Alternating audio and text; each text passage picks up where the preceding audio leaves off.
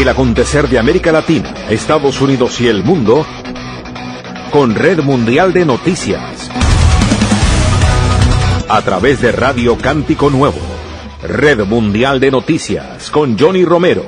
Comienza ahora. Hola, ¿qué tal? Aquí está la información en Red Mundial de Noticias. Aquí están los titulares de las más importantes noticias ocurridas en el mundo hasta este momento. Petro reduce el salario de los congresistas de Colombia al quitar una prima especial de casi $3,700 mensuales. Nuevas excarcelaciones destapan otros casos de presos políticos en Venezuela. Ecuador impone arancel del 30% a Colombia por falta de cooperación en la lucha versus la violencia del narco. La inflación en América Latina se mantiene a la baja y capea el temporal arancelario. Claudia Sheinbaum respalda llegada a educación del jefe de migración ligado a muerte de migrantes. Congreso de Estados Unidos vota si inicia proceso contra los Clinton por caso Epstein. Lindsey Halligan deja el Departamento de Justicia después de que un juez nombrado por Trump calificara su liderazgo de farsa. Trump dice no querer recurrir a la fuerza en Groenlandia, pero insiste en comprarla. Aquí están las noticias. Davos, Suiza. El presidente de Estados Unidos, Donald Trump, aseguró en el foro de Davos, al hablar de sus deseos de anexionar la isla ártica de Groenlandia, que no quiere recurrir a la fuerza y no recurrirá a ella, pero insistió en que quiere negociaciones inmediatas para comprarla. No tengo por qué recurrir a la fuerza, no quiero recurrir a la fuerza, no recurriré a la fuerza, dijo. No obstante, subrayó, solicito negociaciones inmediatas para volver a discutir la adquisición de Groenlandia por parte de Estados Unidos. Ahora lo que le pido es un trozo de hielo frío y mal ubicado que pueda jugar un papel vital en la paz mundial y la protección del mundo, comentó. En este sentido, comentó que tanto Estados Unidos como otras naciones europeas habían adquirido a lo largo de la historia otros territorios. No había nada de malo en comprar este territorio autónomo danés. Supone un interés fundamental de seguridad nacional para los Estados Unidos de América y ha sido nuestra política durante siglos evitar que las amenazas externas entren en nuestro hemisferio occidental y lo hemos hecho con mucho éxito, dijo antes de asegurar que Estados Unidos nunca había sido tan fuerte como hasta ahora. Sobre la compra de este territorio que se ha soliviantado a la Unión Europea, Trump agregó, por eso los presidentes estadounidenses han intentado comprar Groenlandia durante casi 2 siglos. Ya saben, durante 2 siglos lo han intentado, deberían haberla conservado después de la Segunda Guerra Mundial. Washington.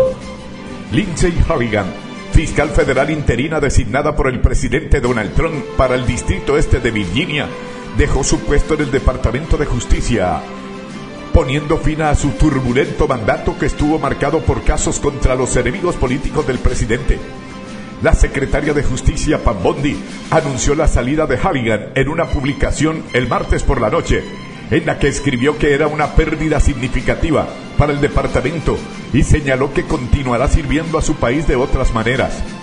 La noticia de la salida de Halligan se produjo horas después de que un juez federal emitiera un fallo contundente en el que criticaba la decisión de Halligan de usar un lenguaje inusualmente duro contra el cuestionamiento de su autoridad, afirmando que esa retórica innecesaria tenía un nivel de virulencia más apropiado para un programa de noticias por cable. La evaluación del juez federal de distrito David Novak, nombrado por Trump en 2019, fue el último y dramático acontecimiento en una saga legal de meses en torno a Halligan, una abogada de seguros convertida en fiscal, cuyo mandato como fiscal federal interina pareció verse truncado después de que un juez determinara en noviembre que estaba ejerciendo el cargo ilegalmente. Esa decisión que prácticamente anuló las causas penales que Halligan interpuso a instancias del presidente contra el director del FBI, James Comey, y la fiscal general demócrata de Nueva York, Leticia James, también debería haber significado que Halligan ya no se presentara como la fiscal federal al frente de la oficina, según los jueces del distrito.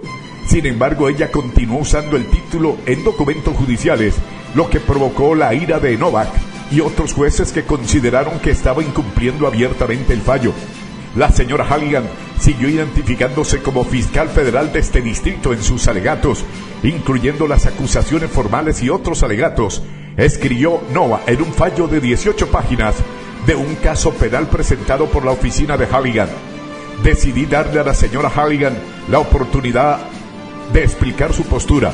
Tras revisar su presentación y desmentir la retórica innecesaria, consideró que su postura es inútil. La respuesta de la señora Halligan, a la que se unieron tanto la secretaria de Justicia como el adjunto, contiene un nivel de virulencia que es propio de un programa de noticias por cable y está muy por debajo del nivel que se espera de los litigantes en este tribunal, en particular el Departamento de Justicia. Escribió el juez: el tribunal no se involucra en un intercambio similar de demandas. Novak afirmó que Halligan no podía seguir ignorando el fallo emitido el año pasado por el juez del Distrito de Estados Unidos, Cameron McGowan Curry, que declaró inválido su nombramiento y advirtió que Halligan y cualquiera que se una a ella en una presentación que contenga el título inapropiado podría estar sujeto a posibles medidas disciplinarias. Washington. Un comité de la Cámara de Representantes de Estados Unidos prevé votar si inicia un procedimiento por desacato al Congreso contra Bill y Hillary Clinton por su negativa a declarar ante la investigación sobre el delincuente sexual Jeffrey Epstein. El Comité de Supervisión de la Cámara Baja tiene en consideración 2 resoluciones que acusan al expresidente y a la secretaria de Estado, demócratas, de desobedecer hace unas semanas citaciones para comparecer en persona ante los investigadores. De aprobarse, las medidas pasarían al Pleno de la Cámara de Representantes, también de mayoría republicana, que decidiría si cita formalmente por desacato a los Clinton y los remite al Departamento de Justicia para una posible persecución penal. Los legisladores examinan cómo las autoridades gestionaron investigaciones anteriores sobre Epstein, cuya muerte en 2019 en prisión, mientras esperaba su juicio por cargo de tráfico sexual, fue considerado un suicidio. Los Clinton afirman que la investigación es utilizada para atacar a los adversarios políticos del presidente Donald Trump, quien a su vez fue en años atrás amigo de Epstein y no ha sido llamado a testificar. Trump pasó meses tratando de bloquear la divulgación de los archivos vinculados a Epstein. El mandatario republicano y sus funcionarios del Departamento de Justicia son acusados por los demócratas de encubrimiento al haber publicado solo una fracción de los expedientes del caso que una ley les exigía hacer públicos hace más de unos meses. Ni Trump ni los Clinton han sido acusados de conducta delictiva relacionada con Epstein. Miami. 2 hombres vinculados a una red de narcotráfico se enfrentan a una pena de cadena perpetua por el asesinato de un hombre en Miami en 2022, a raíz de la desaparición de un paquete de metanfetamina valorado en aproximadamente $90,000, informó la Fiscalía Federal del Distrito Sur de la Florida. La víctima, identificada únicamente como JG en los registros judiciales federales, fue asesinado el 29 de noviembre de 2022. Chisbial Cole, de 37 años, de Hallandale, y Jimmy Sánchez, de 37, de Spring Valley, California, se declararon culpables la semana pasada de matar a JG y de conspiración para distribuir 500 gramos o más de una sustancia que contenía metanfetamina, según un acuerdo de culpabilidad federal. Cole y Sánchez admitieron que creían que JG había robado aproximadamente 5 kilogramos de metanfetamina, por lo que se reunieron con él en una habitación de hotel para vengarse, informó la Fiscalía Federal en un comunicado. Cole le proporcionó un arma a Sánchez. Dentro de la habitación, la víctima llamó al 911 e intentó dar ubicación, pero el audio de la llamada reveló una pelea y disparos, indicó la fiscal federal. Sánchez admitió haber disparado y matado a la víctima en la habitación del hotel y haber abandonado el cuerpo, que no fue descubierto hasta la mañana siguiente. Sánchez también se declaró culpable de disparar un arma de fuego en el contexto de un delito de narcotráfico, pero se cree que este cargo será desestimado como parte del acuerdo con la Fiscalía, según el acuerdo de culpabilidad. Las imágenes de las cámaras de seguridad del hotel mostraron supuestamente a ambos hombres huyendo del lugar después de el homicidio. Ciudad de México.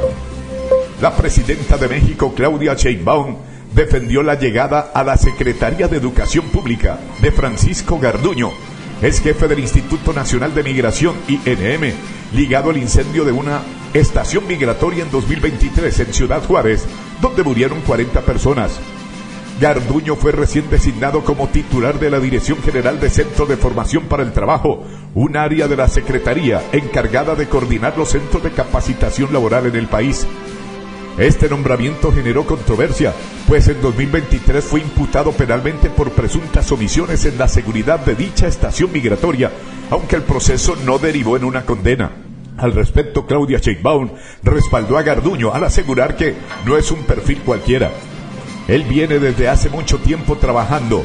Él es doctor en Derecho, es importante. No es un perfil cualquiera, afirmó la mandataria mexicana. Además, indicó que el funcionario siguió un proceso penal por la tragedia migrante de 2023 y salió en libertad. Se analizaron distintos perfiles para particularmente ese puesto y se tomó esa consideración, que es polémico porque la oposición siempre va a decir: pero él terminó su proceso, no tiene ya ningún proceso jurídico, y con Mario Delgado, titular de la SED, se tomó esa decisión, argumentó. Organizaciones que acompañan a víctimas del incendio en la estación migratoria de Ciudad Juárez advirtieron que la designación de Garduño envía un mensaje alarmante sobre el compromiso del Estado con la verdad, la justicia y la rendición de cuentas. En una serie de mensajes en redes sociales, las organizaciones Fundación para la Justicia y el Instituto para las Mujeres en la Migración, UMUMI, subrayaron que el excomisionado del INM continúa imputado por el delito de ejercicio ilícito del servicio público. No obstante, Sheinbaum reiteró que el funcionario ya no está bajo proceso de ningún tipo, luego de haber sido procesado por su responsabilidad en el incendio en un centro de detención migratorio en Ciudad Juárez, en la frontera norte con México.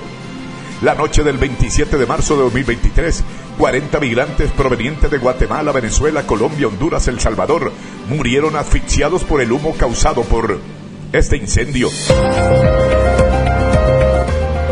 Ciudad de México. La tasa semestral de homicidios en México cayó 11,1 por cada 100,000 habitantes en la primera mitad de 2025, por debajo del índice de 12,6 registrado en el mismo periodo del año anterior, informó el Instituto Nacional de Estadísticas y Geografía, INEGI. El organismo autónomo documentó de forma preliminar 14.488 asesinatos entre enero y junio de 2025, un 4,7% menos que los 16.306 reportados en el primer semestre de 2024, lo que supone el quinto descenso interanual consecutivo para un periodo equivalente. De los homicidios registrados, 12.781 correspondieron a hombres, 1.542 a mujeres, y del resto no se especificó el género. Con ello, la tasa de homicidio de los hombres fue de 20,1 por cada 100,000 habitantes, una disminución de 2,5% frente al igual lapso de 2024, mientras que el índice de asesinato de mujeres bajó de 2,3 por cada 100,000 habitantes, una caída de 0,5 puntos. Los datos del INEGI se publicaron 2 semanas después del reporte del Secretariado Ejecutivo del Sistema Nacional de Seguridad Pública del Gobierno, que reportó una caída de los homicidios dolosos del 40% en los primeros 15 meses de la presidenta mexicana Claudia Sheinbaum Pardo, hasta los 31.943. Estas cifras corresponden al primer año posterior a la presidencia de Andrés Manuel López Obrador, quien dejó el cargo en octubre de 2024, con un récord acumulado de más de 196,000 asesinatos. Mientras que los datos del gobierno provienen de las carpetas de investigación de la Fiscalía, las estadísticas del INEGI se elaboraron a partir de los registros administrativos de defunciones occidentales y violentas de los estados, que incluyen oficinas de registro civil, servicios médicos forenses y el Ministerio Público. El índice de asesinato del INEGI, divulgado hoy, es semestral y corresponde solo a la primera mitad del año. Al considerar los datos de todo el año, la tasa anual de homicidios en México se elevó a 25,6% por cada 100,000 habitantes en 2024, después de caer a 24 en 2023. El índice había sido 26 en 2022, de 28 en 2021 y de 29 en 2018, 2019 y 2020. Su nivel más alto de la serie histórica, según el INEGI, que contabilizó 33.241 asesinatos en 2024. Ciudad de Guatemala.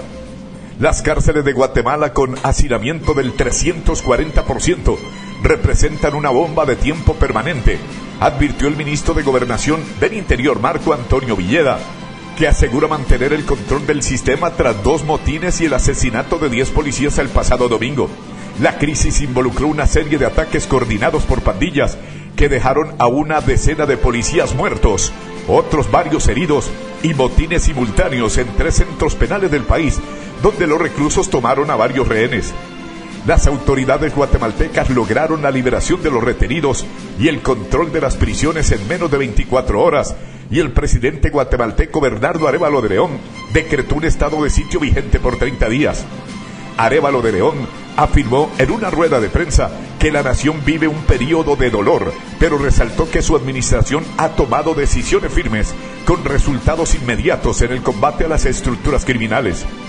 El gobierno está haciendo su trabajo y ahora es necesario que el sistema de justicia responda y dé resultados, manifestó el mandatario, quien subrayó que las pandillas intentaron infundir terror mediante dichas acciones, pero fracasaron. Atención. América Latina cerró el 2025 con una inflación más baja de lo esperado y con la certeza de que sus economías pudieron capear el temporal arancelario desatado por el presidente estadounidense Donald Trump, que tuvo un impacto menor al anticipado en los precios de la región. Según el último informe de la Comisión Económica para América Latina y el Caribe, CEPAL, la mediana regional de la inflación anual se ubica en un 2,4% al cierre de 2025, una cifra inferior del 3% previsto por la organización. De hecho, en septiembre, la inflación alcanzó 1,8%, el punto más bajo observado desde 2020. Este resultado obedece a la disminución de los precios de los alimentos y la energía en el mercado global, entre otros, según la CEPAL. Asimismo, los efectos de las medidas arancelarias de los Estados Unidos resultaron más moderados de lo anticipado, agrega el informe. México y Brasil dentro de sus metas. Brasil, que llegó a enfrentar aranceles del 50% por parte de Estados Unidos, cerró el 2025 con una inflación acumulada de 4,26%, una cifra amparada con el techo del Banco Central de un 3%, con un margen de tolerancia de 1,5 puntos porcentuales y que representa el quinto menor resultado de las últimas 3 décadas. Por su parte, México acabó al año con una inflación de 3,69%, por debajo del 4,2% de 2024 y dentro de la meta de estabilidad de precios del Banco de México, Banxico, situado en el 3%, con un margen de 1 punto porcentual. Colombia también se situó por encima de la meta del 3% fijada por el Banco de la República y registró una inflación de 5,1% en 2025, la tercera más alta en la región, aunque la cifra supone una pequeña desaceleración de 0,01% puntos porcentuales respecto a la tasa de 2024. Chile llegó a la cifra más baja en 5 años, con una inflación de 3,5%, un punto porcentual menos que en 2024. Perú también registró la tasa más baja en 8 años, con una inflación de 1,3%, por debajo del 2% de 2024. Nicaragua alcanzó la cifra más baja de los últimos 5 años, con una inflación de 2,7%. Guatemala terminó 2025 con una inflación de 1,65%, la más baja en más de una década, incluyendo el 1,7% de 2024. Costa Rica es uno de los pocos países que cerró el 2025 con una inflación de negativa de 1,23% frente al 0,84% de 2024. En el caso de El Salvador, la tasa interanual de inflación en este país se situó en el 0,91% en diciembre de 2025, frente al 0,3% de 2024. La inflación en Cuba cerró 2025 en 14,07%, la tasa más baja desde la pandemia. Sin embargo, el dato solo contempla el alza de precios en el mercado formal de la isla, con menor peso en el mercado informal. 14 de Costa Rica. La candidata del partido gobernante de Costa Rica ganaría las elecciones presidenciales del 1 de febrero en primera vuelta, con un 40% de apoyo de los votantes, que también podrían otorgar a su partido una mayoría para la legislatura 2026-2030, según un sondeo de la Universidad de Costa Rica publicado hoy. Laura Fernández, una exministra leal al presidente Rodrigo Chávez, que ha prometido continuidad política y nombrarlo en un cargo de alto nivel, vio aumentar su apoyo entre diciembre y enero hasta el umbral del 40%, necesario para evitar una segunda vuelta, de acuerdo con la encuesta. Caracas. Más de un centenar de casos de presos políticos en Venezuela, previos al anuncio oficial del pasado 8 de enero sobre la liberación de un número importante de personas, se han sumado a los registros de organizaciones no gubernamentales a raíz de las nuevas excarcelaciones. El vicepresidente de la ONG Foro Penal, Gonzalo Imionc, dijo que han recibido centenares de llamadas sobre situaciones anteriores al 8 de enero de este año que no habían sido reportadas antes por miedo o por temor a represalias. De estos casos, prosiguió, han confirmado 122 desde el día 8 hasta el martes 20 de enero, todos ellos evaluados con mucho detalle y con base a los estándares internacionales. La gente a veces piensa que denunciando o reportando su caso le va a ir peor. Eso incluso se lo han dicho a los cuerpos policiales y en los tribunales a las personas que han sido detenidas, y la verdad que eso no es cierto. El peor enemigo de un preso político es el olvido, el silencio, expresó. El Foro Penal sigue evaluando poco a poco porque, agregó, no basta con la simple llamada para registrar a una persona como arbitrariamente detenida por motivos políticos. La ONG, que envía su registro a la Organización de los Estados Americanos, OEA, y a la Oficina de los Derechos Humanos de las Naciones Unidas para ser verificada y certificada, contabiliza hasta este lunes 19 de enero un total de 777 presos políticos. Bogotá.